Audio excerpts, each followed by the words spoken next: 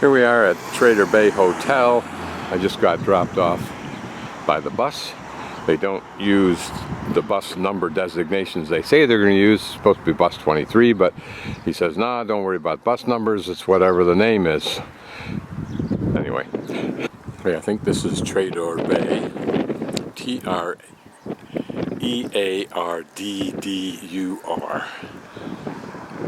We go that way. Well, we're in a very popular tourist-based area with homes that have nice views and interesting beach surroundings, but we'll hope for a little more wild country in a while. Not exactly Pembrokeshire. And it refers to the spooky house. That might be it right there. I think from the instructions I'm supposed to follow a track here. It's hard to understand exactly what the words mean. Around there and then come back to the road on this side of the spooky house. I have to control the camera's view so that you, the viewer, will think that we're in a wilderness area, but we're not.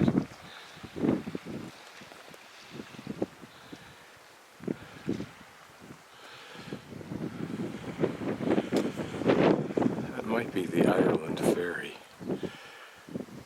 Some pretty views here if it weren't for the buildings in the background. Again, if it weren't for these houses, this would be a pretty area. Hopefully we're going to find this kind of topography further on. But it is a rugged coast. It's just emasculated by the obvious civilization. Cute little place for that little park house. Okay, the trail goes off to the left here. My strategy is to hump on this road as far as I can, as quickly as I can, and try and get by this massive amount of tourist homes or homes. Starting here, I'll try to start our illusion. There are a few houses behind me, but not as many. Got strafed by a couple of fighter jets early on. There they are now. There's an intimate, rugged beauty about this shoreline. And just behind me a ways is a man down in the little gorge along the shore harvesting something.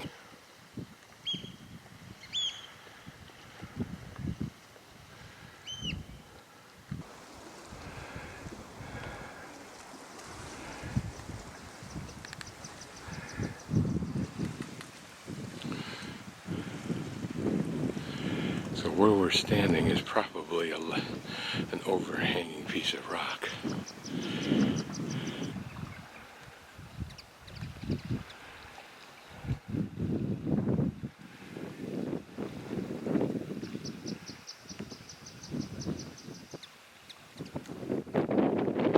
This enhances the coastal walk, and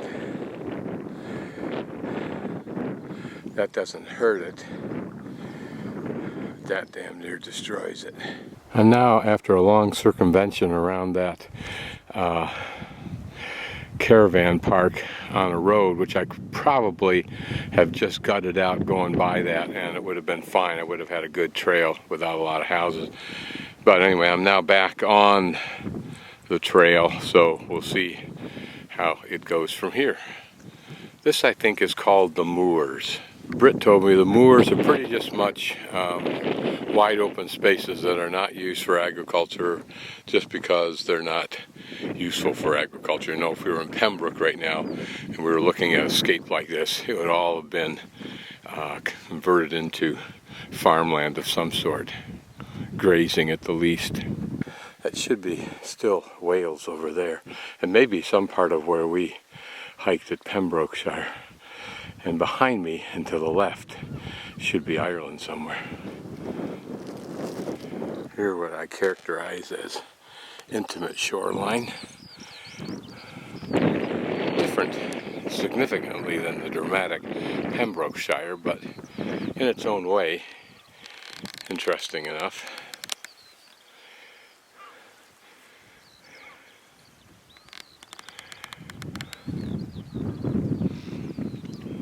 Probably more interesting when the tides come in, and even more interesting in a storm.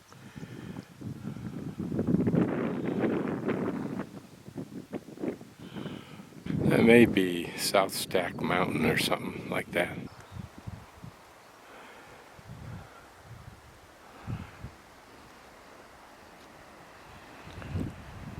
Just off that point there, right in the middle, I just seen a seal bob its head a few times, but he'd seen enough of me apparently. Terns and seagulls, and probably seals on those rocks out there, at least on an ideal day, particularly that far one. They can scurry up on those more gentler slopes, I think. I wonder what prompts these long gashes into the coastline. Is it just the weakness of a certain strata that's been tipped up as these have?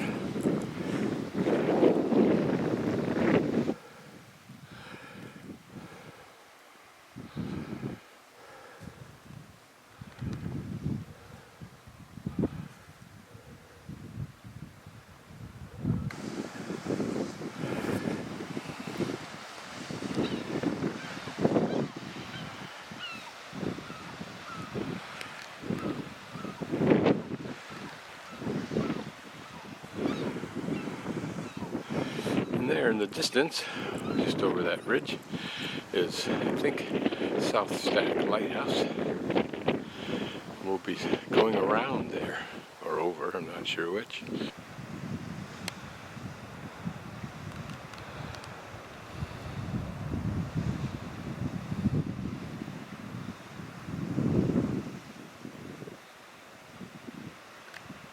There are little narrow slices like this one. And then there are big slices like this one. Beautiful.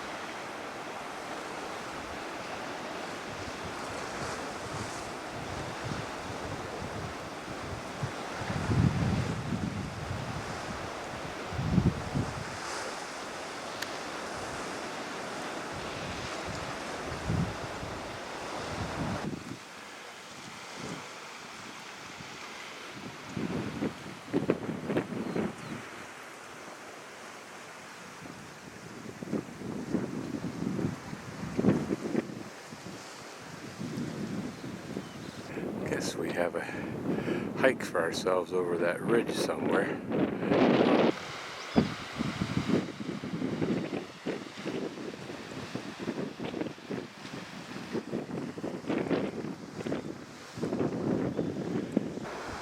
We hiked from over there to the left and along a trail along the roadside to here, and somewhere up there is South Stack Lighthouse. It should be around that point. Mainly just a pretty little floral scene. Look at how this one rock is still stacked right up vertically. It reminded a bit of Pembroke Trail.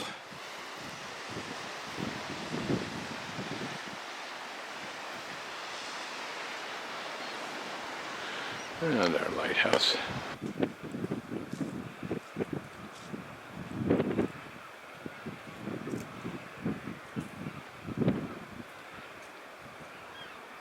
The lighthouse is just below there.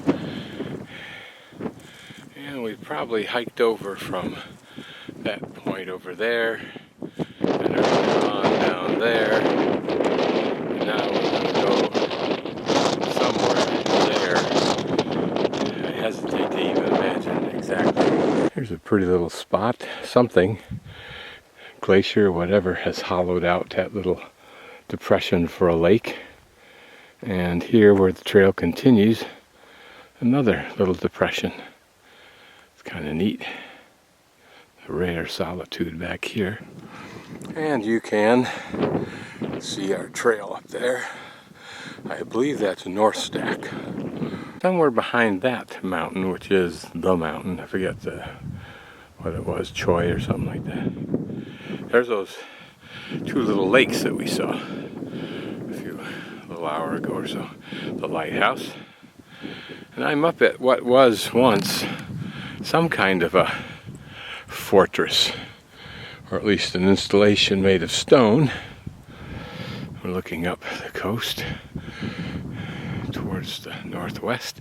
There is Hollyhead, so I've met my goal of getting this far before I have lunch. The view from my luncheon nook.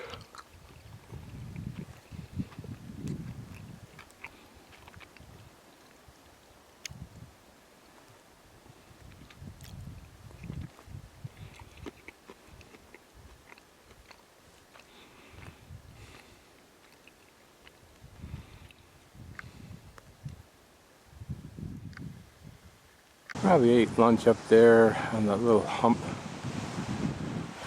just about dead center in the middle right now, just to the right of it. And walk down some really steep areas over there. And now we're down to this seashore not that far from Hollyhead.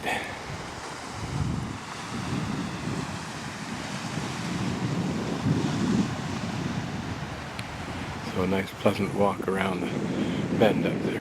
Maybe an orange-billed chough. Yep, it is. That's what they call that. Lady told me. I don't know if you can see it. It's the ferry that goes from Hollyhead to Ireland.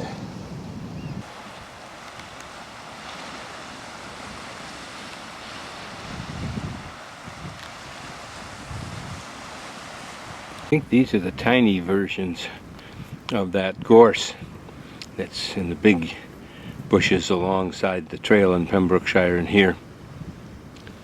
And that may be heather. I don't know what that ground cover is. This was finished in 1873, this breakwater, and it's 1.48 miles long.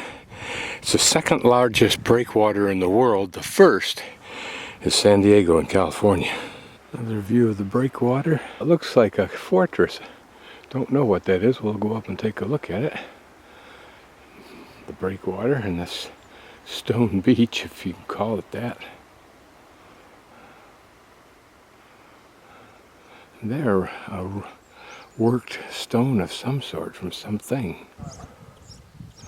Well, it certainly looks like a castle.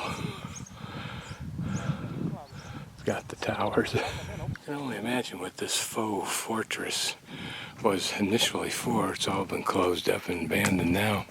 And it's contiguous to that other fortress that we saw down the road a piece. Amazing the number of boats that are basically abandoned. Like that boat, its sails just hanging loose. Its sail cover ragged and torn. This boat, disreputable. This one just about, well, it's holed on the side there.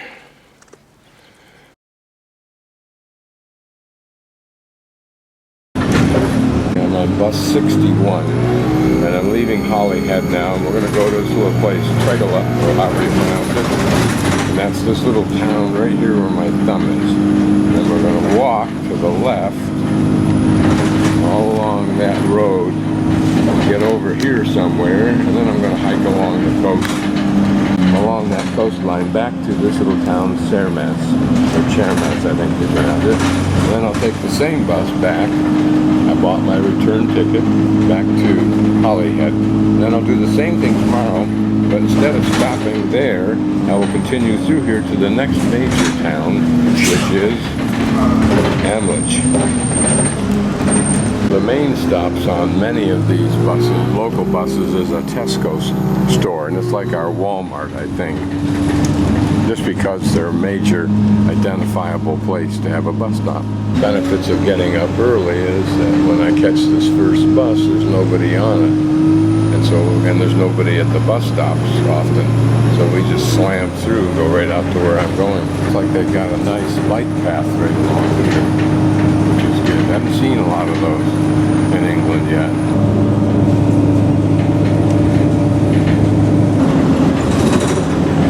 I don't know what they do. The next pasture over, another large herd of dairy cows in the next pasture. Dairy cows don't rival the total number of sheep, but they've got a respectable number of cows. Just a pretty landscape. Pretty impressive church for what seems like a relatively modest small town.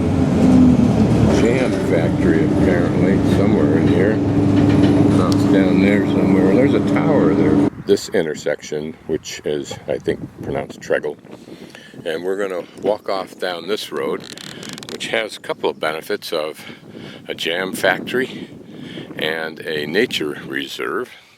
And there's a hydroelectric power plant back in there, and I think that may be that building right there, if you see it.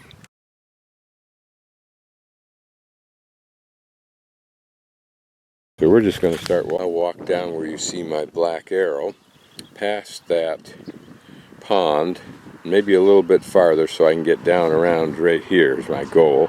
And then we'll hike back up along the coast. I assume this big pile of manure is just part of the normal farming practices here. When you have a dairy farm, you take this manure and use it on your fields. Translatable this is into organic farming, I don't know. This may be the largest gorse bush I've seen. I tried plowing through some of that stuff yesterday. Boy, you can beat yourself up and get cut up by that. And berry bushes like this one you see poking out here. And probably some other things that I brushed up against that leave you with a feeling as though you've been pricked by 100 pins. There's the power plant. Looks pretty clean, doesn't it? As opposed to many that we see.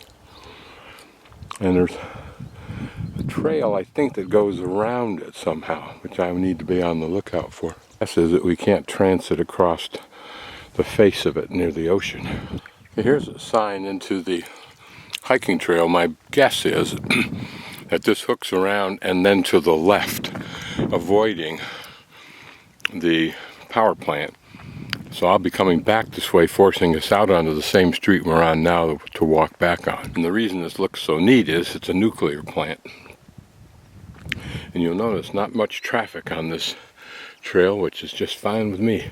We're going to continue down this way just so that when we walk the coastal trail back up, it'll be fresh rather than redundant. One of the few hawks I've seen, and maybe up close. I've seen a few up in this area. They sure are skittish. Just my stopping, even at this distance, causes them to back up on that perch. That's good.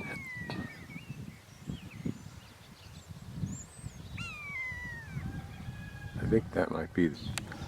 This is interesting because it's another sign showing go in.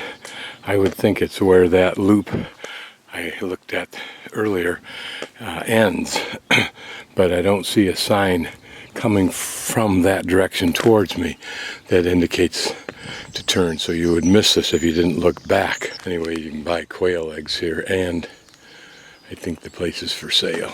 Yeah, have a couple of Advils just for the kicks, and now we've got a gathering of the guys or girls, and they're coming from on, so I'm going to break their hearts and move on. Here, classic farm stone farmhouse. Dog pursuing something under a pile of plastic, and the barns are stone. What the holes look like the original wooden doors. And here you can see is that reservoir or whatever it is. Thumbnail intersects that road going to the left. We should be approaching an intersection, and we'll take that to the left and go this way. So by my reckoning, we're at the pointy end of that reservoir, the south end. And this road I'm not going to take. I want to keep moving forward. So here the lesser road continues on. Also looks like a little bit more intimate road, which should be a little bit more interesting. Colorful flowers.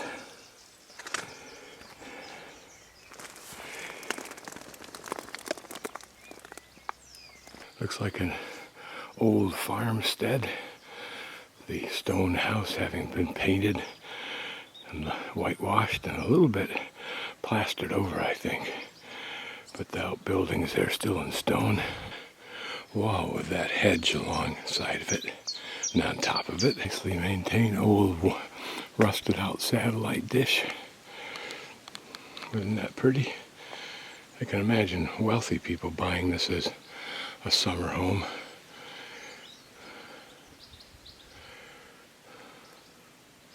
Looking back from where we've come, you can see the power plant power lines in the background. But this very authentic backcountry ranch lands. Notice in front of us these two bastions of stone, probably bracketing what once was a regular gate, but now it's just blocked off with big stones. I imagine there's been some considerable consolidation of farms here too, allowing that last place we looked at to function as its own residence. We're probably right about here,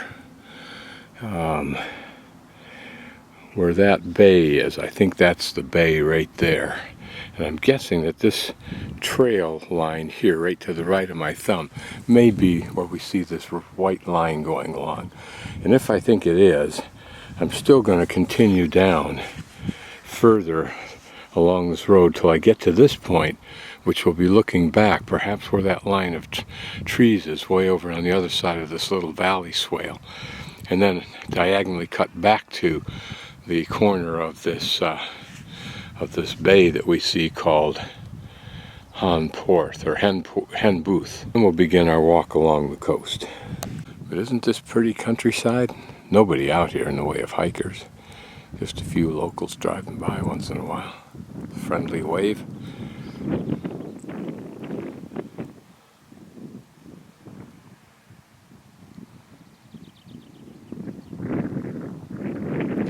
If you wanted solitude, peacefulness, and probably a place you could hike and ride your bike. And just a few feet from here, where the map indicates, is in fact an entryway to the trail. The other places that it shows on the map, there were no places to get access. See, it gets a little bit of use, but not a terrific amount. Felon, a remote little spot. So we may be up somewhere up in here. I can't identify where it is. But apparently we're near Carmel Point. And sailors sailed around this at their peril. It was a hostile stretch of coastline. Small islands, dangerous currents, submerged rocks. Thought that the Romans once had a beacon on the summit of Brie something. Can't read it, it's destroyed there.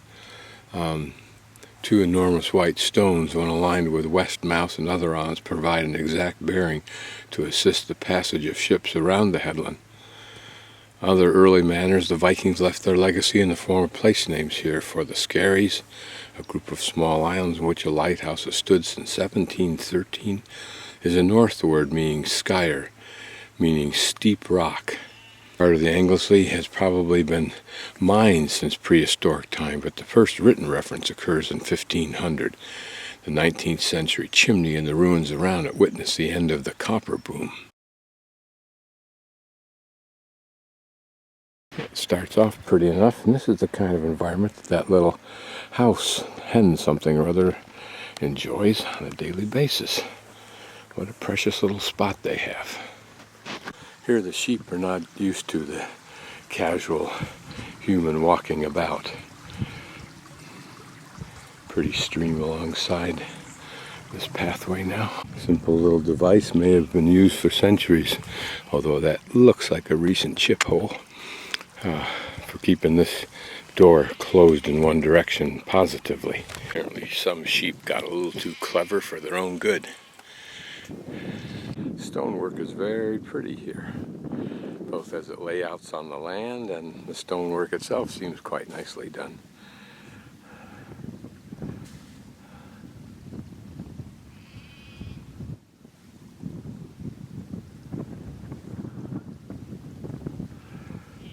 Imagine the generations, perhaps of the same families, that built these walls over time.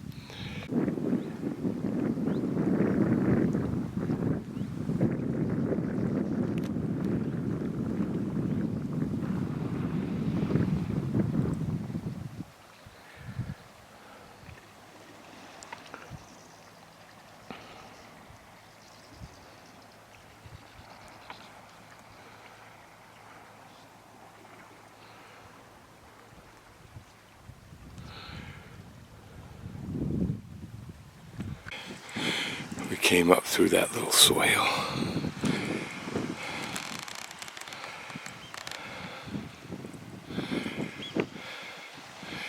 And there might be a couple of those vertical stones that they were talking about that help the mariners align their position.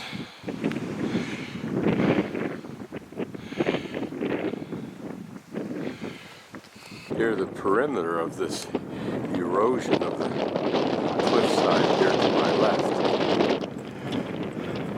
All along here, it's all undercut a bit. I wonder how much he loses over a period of time, like a decade. Of course, it depends on storms, etc.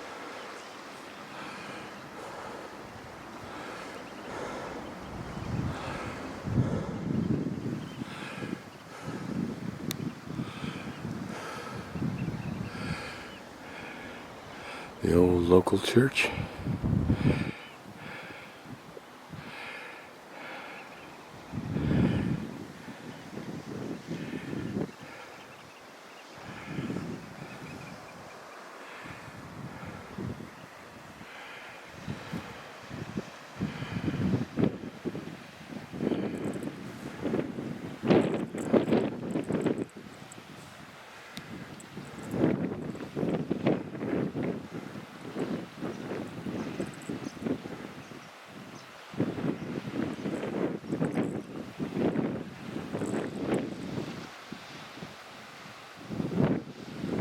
That might just be an alignment tower, whereas this is a lighthouse, I believe. Yeah.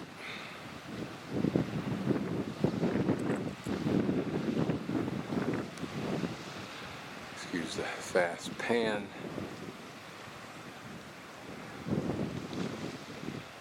I want to see those. There they are. That one, and that may be a stone building, but there's another.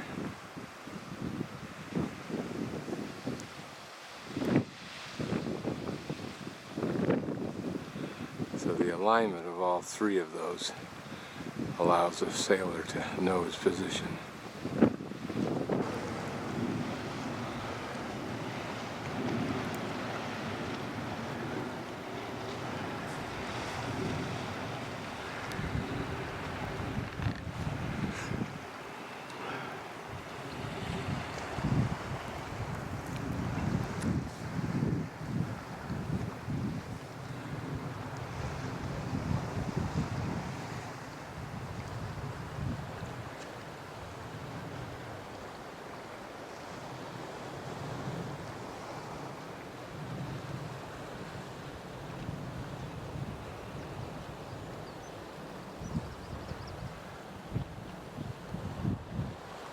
Of kayakers out there, I just noticed. The tide's out right now, but what's interesting is that these plants that I've walked across through here are mostly dry.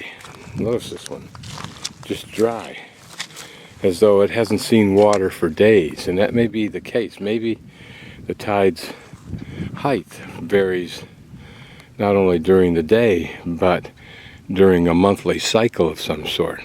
But you would think these plants must evolve some other kinds of strategies than the plants that have water every day sometime during the day. Now, one such evolution adaptation is this crustacean here. That's what you call shelled thingies, because he's firmly cemented to that rock when I give him a gentle poke with my pole. So he will live out the dry spells. You can see several others around here doing the same. So some of these seaweed plants have managed to install themselves considerable distance away from their buddies up on the beach, which means they suffer a greater loss for a longer time of water. But my guess is when they get water, they will somehow revive. It could also be that nature sacrifices a few of these on a continuing basis, just in case climate should shift and water should start to go higher and higher up the beach.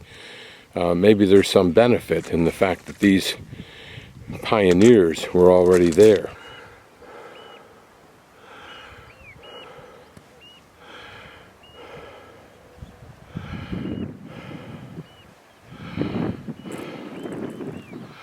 You can see that sneaking in here in a boat, you'd want to know for sure where those rocks were. And I think that's local knowledge.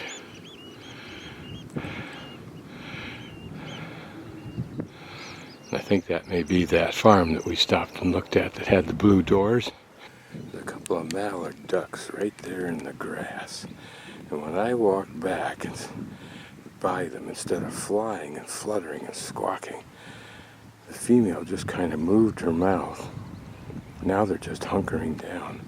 And I'm not going to disturb them because I'm pretty sure they've got a nest of young'uns there. Here for the first time, 4 mushrooms.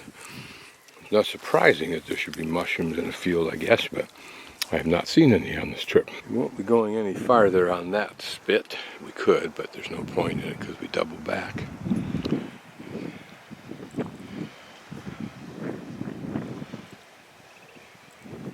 It'd be fun to watch the tide be coming in.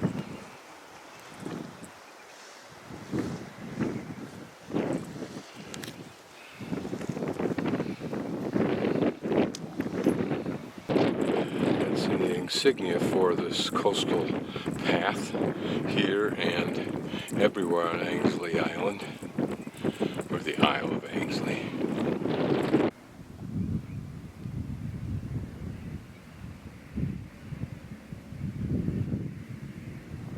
There's a raucous pile of seagulls over there. We'll see that in a few moments. Erected to commemorate the 150th anniversary of establishing and launching the first lifeboat on the Isle of Ainslie, 1828-1978. I don't know what that old building was for.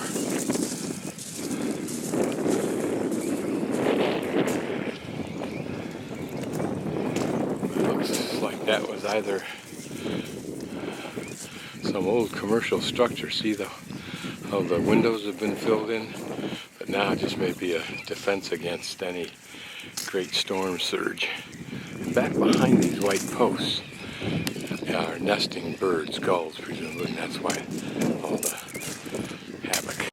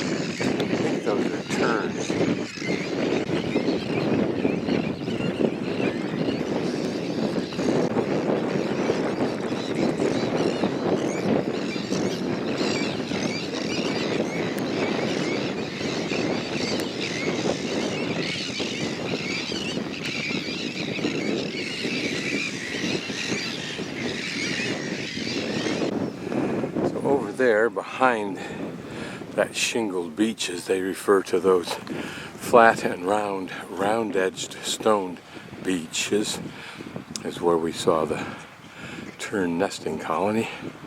That is the hardest stuff to walk through, harder than sand. Now we continue on until we loop back out to our road and go around the power plant.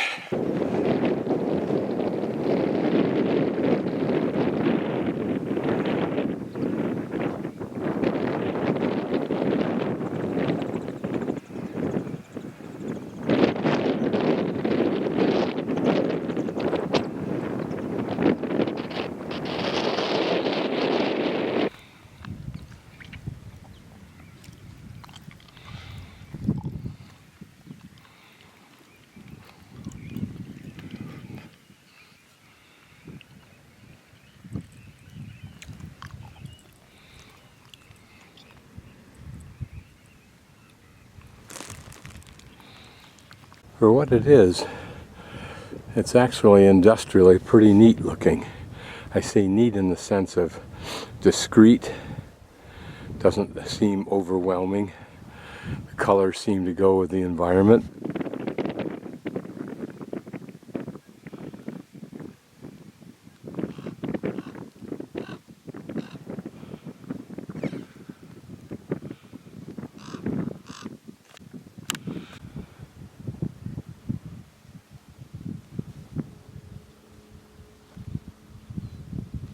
Stone building, about a half a mile from the nuclear plant. And here it's right next to a pretty substantial stream right now. I was hoping to see something that would indicate a water wheel.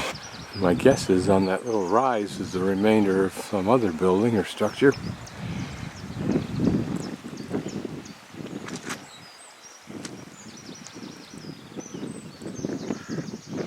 Power plant just beyond that greenery.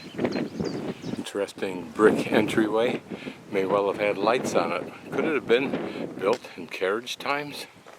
Here finding out that the trail was temporarily blocked, but the fool who put the sign up didn't bother to put a sign up earlier on the road, so you didn't walk the extra 3/4 of a mile. I'm now on the trail again beyond the power plant, working my way up to Cemaes, and there's the sign indicating there's the trail. Pretty area. Somewhere up ahead is the little town of Cemaes.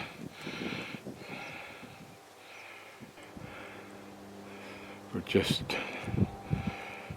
up the coast from the power plant, which you can hear buzzing away.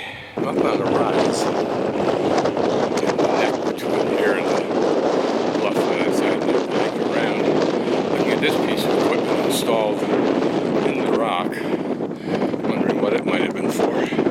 I'm guessing the trail is down there, so we'll go down and pick it up. Herd of kayakers.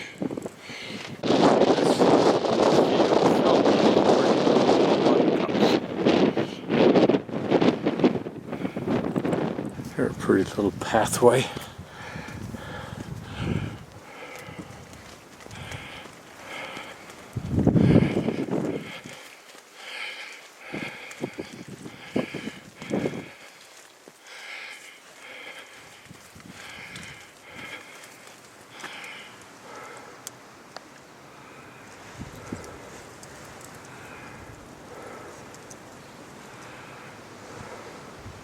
I think we're right up along this line, right where my thumb is, because I can look down on, I think it's Cemaes, and that should be it. This should walk us right into that road. I'm guessing these sailboats are enjoying this pretty good wind ripping from my back from the right as I'm walking to my left.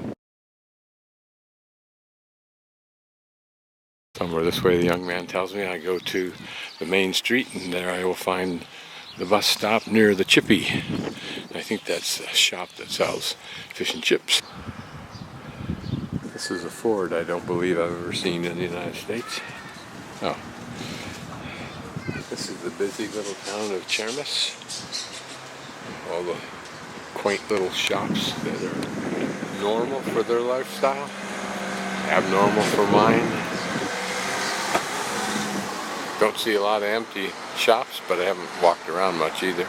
In Wales, people sit outside when it's cold, it's raining a little bit, and it's very windy. That's what he meant by the chippy.